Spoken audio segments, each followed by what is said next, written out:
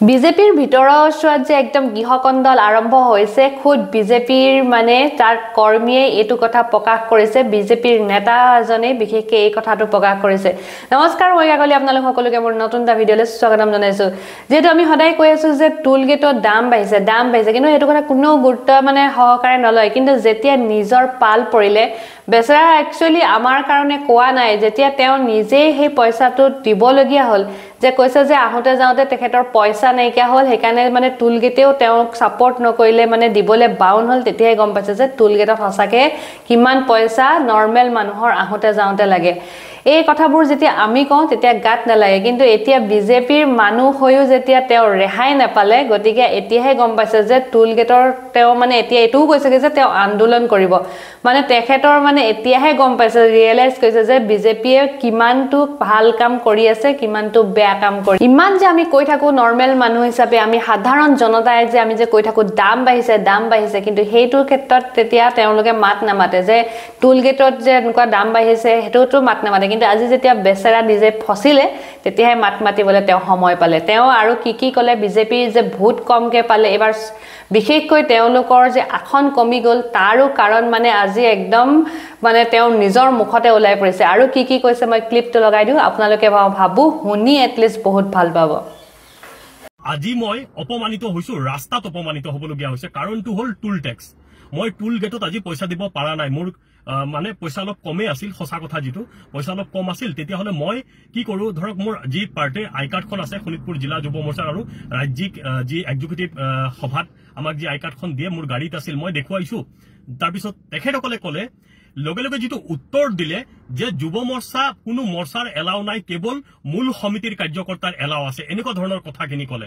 মোৰ এনেকুৱা খং উঠিছে ভাই দিনে নিখাই পাৰ্টিৰ কাৰণে কাম কৰি আছো বে মৰ্চাই কি কাম নকৰে কি কথা কব আহে হে আপোনালোকে এই কথাখিনি মই বাৰংবাৰ মই ৰাজ্যিক সভাপতি মহোদয়কো জনাইছো যে আমি দূৰদূৰণিৰ পৰা আমি তেজপুৰৰ পৰা আহিলে 3000 টকাৰ তেল লাগে তাৰ উপৰিও টুল টেক্স কেনেকে পাৰ্টিৰ কাম কৰিম প্ৰভাৰী গলে ইমান দূৰত আমি যাও ইমান কষ্ট হয় কম কষ্ট হয় নেকি বছৰত এটা কাম মন্ত্ৰী মিনিষ্টাৰ আৰু বিধায়কৰ পৰা এটা কাম নাপাও বিচাৰি ভাগৰি যাও আপোনালোকে যদি একোই কৰি নিদিয়ে আমাক আমি কেনেকে কি কৰিম পাৰ্টিৰ কাম কেনেকে কৰিম ইলেকশন কেনেকে জিকা আপোনালোকে জানে নেকি কেৱল মূল সমিতিৰ মানুহখিনিয়ে কাম কৰিলে ইলেকশন জিকা নহয় মৰ্চাই দিনে নিখাই কাম কৰি আছে আৰু আজি যেটো উত্তৰ শুনিলো মই যে মূল সমিতিৰ মানুহখিনিৰ আৰু হয় ডাঙৰ যিখিনি ইনোভা যায় যিখিনি ডাঙৰ স্কৰপিঅ যায় এইখিনি মোৰটো ইমান ডাঙৰ গাড়ী নাই নহয় মই আমি সৰু গাড়ী লৈ পেলাই আপ ডাউন কৰিম আৰু পকেটত সদায় ইমান পইচা নাথাকে নহয় মই সমগ্ৰ অসমৰ যিমান যুৱ মৰ্চাৰ কাৰ্যকৰ্তা আছে মই সকলোকে বিনম্ৰতাৰে মই আহ্বান জনাব বিচাৰিছো এই টুল টেক্স কেইটাত আমিও প্ৰতিবাদ কৰিম কাৰণ এতিয়া ভাগৰি গৈছো আৰু আহোতে পইচা দিব লাগে যাওতে পইচা দিব লাগে এতিয়া আৰু আমাৰ কোনো ধৰণৰ এতিয়া মৰ্চা বুলি কলে মানে কোনো কামৰে নহয় আৰে জীবন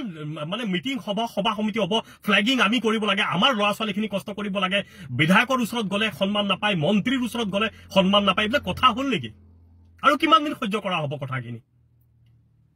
জুনে পাৰ্টি যেনেকুৱা ইনষ্ট্ৰাকশন দিয়ে আমি হেনেকৈ কাম কৰো কিমান দুখীয়া ঘৰৰ পৰা ল'ৰা ছোৱালী বিলংগ মানে হৈ আছে বা কাম কৰি আছে আপোনালোকে এইবিলাক অনুভৱ কৰিব পাৰেনে মানুহে নুখুৱাকে পাৰ্টিৰ কাৰণে কাম কৰি আছে আপোনালোকে কেৱল ইলেকশন জিকাৰ পিছত বাহ লয় কিন্তু বুথৰ কাৰ্যকৰ্তাই যে মানে তেখেতসকলে কিমান কষ্ট দিনে নিখাই বুথত কৰিবলগীয়া হৈছে মৰ্চাৰ মানুহখিনি কৰিবলগীয়া আছে যিকোনো মৰ্চা মই আপোনালোকক বিনম্ৰতাৰে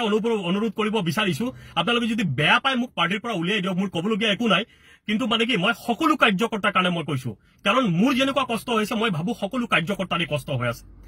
আৰু আটাইতকৈ বেয়া লাগিছে আজিৰ পৰা এসপ্তাহ আগত এগৰাকী আমাৰ সক্ৰিয় কাৰ্যকৰ্তা মৌচুমী ভৰদ্বাজ আমাৰ ৰাজ্যিক সদস্য তাই ৰাজ্যিক দায়িত্বত আছে আমাৰ কোনোবা এজন অসভ্য কাৰ্যকৰ্তাই তাইক বোলে বেয়া শব্দ দি অপমান কৰিছে আৰু তাই সকলো জ্যেষ্ঠ কাৰ্যকৰ্তাক জনাইছে কিন্তু কোনো কাৰ্যকৰ্তাক তাই সেই বিষয়টোৰ ওপৰত কোনো ধৰণৰ একশন লোৱা নাই কিহৰ কাৰণে আৰে আমিওতো জিলা চলাইছো না মই যেতিয়া শোণিতপুৰ জিলা চলাইছো আমাৰ কাৰ্যকৰ্তাৰ ওপৰত এটা শব্দও কোনে ক'ব পৰা নাছিল যদি আপোনালোকে চলাব নোৱাৰে তেতিয়া কেনেকে চলাব আৰু কাৰ্যকৰ্তাই যদি আমাৰ নিজৰ মাজতে সন্মান নাপায় তেতিয়া হলে কেনেকে থাকিব কাৰ্যকৰ্তা এতিয়াৰ পৰা মই কৈছো সমগ্ৰ যুৱ মৰ্চাৰ কাৰ্যকৰ্তাই প্ৰতিবাদ কৰিব লাগে যেতিয়ালৈকে আমি ধৈৰ্য ধৰি আছো ধৈৰ্য ধৰি থাকিলে এনেকে নহব আৰু হেবিলাক আমি ধৈৰ্য ধৰি আজি হে বিশেষকৈ সৰ্বভাৰতত আজি সিট কমি যোৱাৰ মূল ৰিজন হল এইবিলাক কাৰণ এজনক আমি কাৰ্যকৰ্তাখিনিক আমি গুৰুত্ব নিদিও কাৰ্যকৰ্তাক যদি আমি গুৰুত্ব নিদিও কাৰ্যকৰ্তা কেনেকে থাকিব পাৰ্টিত মই আজিৰ পৰা টুল টেক্স নিদিওঁ কাৰণ ইমান কষ্ট কৰি যদি পাৰ্টিৰ কামত আহিবলগীয়া হয় মোৰ টুল টেক্স ফ্ৰী কৰিব লাগিব আৰু যদি নহয় তেতিয়াহ'লে মোক পাৰ্টিৰ পৰা উলিয়াই দিয়ক মই পাৰ্টিত নাথাকো আজি ৰাস্তাত অপমানিত হ'বলগীয়া হ'ল মই মন্ত্ৰী মহোদয়ৰ কথা কৈছো বিধায়কৰ মহোদয়ৰ কথা কৈছো আই কাৰ্ড দেখুৱাইছো তেখেতসকলে কয় আমি মন্ত্ৰী চন্ত্ৰী চিনি নাপাওঁ আৰে আপোনালোকৰ লাজ নালাগিব পাৰে মোৰ লাজ লাগিছে মোৰ বেয়া লাগিছে আজি এই কথাখিনি মই এনে কোৱা নাই মই জানো মোৰ ওপৰত একশ্যন হ'ব কিন্তু কি কৰিম মই যেনেকৈ অপমানিত হৈছো মই ভাবো গোটেই অসমত কাৰ্যকৰ্তা এনেকৈ অপমানিত হৈছে আৰু আপোনালোকে ইনষ্ট্ৰাকশ্যন দিয়ক মন্ত্ৰীকো ইনষ্ট্ৰাকশ্যন দিয়ক বিধায়ককো ইনষ্ট্ৰাকশ্যন দিয়ক যিখিনি মানে দিনে নিশাই কাম কৰি আছে কাৰ্যকৰ্তাখিনিক তেখেতসকলক বছৰত 2-3টা কাম দিব লাগিব যদি কাম দিয়া নহয় কেনেকৈ আমি চলিম হে পাৰ্টিৰ কামত তেল ভৰিবলগীয়া হয় টুল টেক্স দিবলগীয়া হয় ইমান দূৰ দূৰ গোটেই অসমত আজি মই ঢকুৱাখানাৰ পৰা ভাৰী হৈ আছো তাতে যাবলগীয়া হয় কেনেকৈ যাম এবাৰ কথাখিনি আপোনালোকে ভাবিছেনে যদি মোৰ কথাখিনি কোৱাত ভুল হৈছে হয়তো মই উগ্ৰ সুৰত কৈছো কিন্তু লাগিব আপোনাকো যদি ৰাস্তাত কোনোবাই অপমানিত কৰিব এনেকৈ গাড়ী ৰখাই পেলাই মোৰ পিছফালে মোটামুটি 10খনমান গাড়ী পেলাই পিছফালে লাইন লাগি আছে তেখেতসকলক মোৰ বুজাওঁতে তাৰ পিছত মই এনেকৈ পাৰ হৈ আহিবলগীয়া হৈছে তেখেতসকলে এনেকৈ অপমান কৰিছে যে মই এতিয়াতো মই ৰাস্তাত মাৰপিট কৰিব নোৱাৰো মোৰোতো এটা সন্মানৰ কথা আছে বাৰম্বাৰ মই ৰিকুৱেষ্ট কৰিছো যে মন্ত্ৰীৰ কথা কৈছো কোনো ধৰণৰ আৰু ৰাজ্যিক সভাপতি যুৱ মৰ্চাৰ সভাপতিকো মই জনাইছিলো কথাটো কিন্তু কথাখিনি ইমান গুৰুত্ব নহয় আমি যুৱ মৰ্চাৰ কাৰ্যকৰ্তা না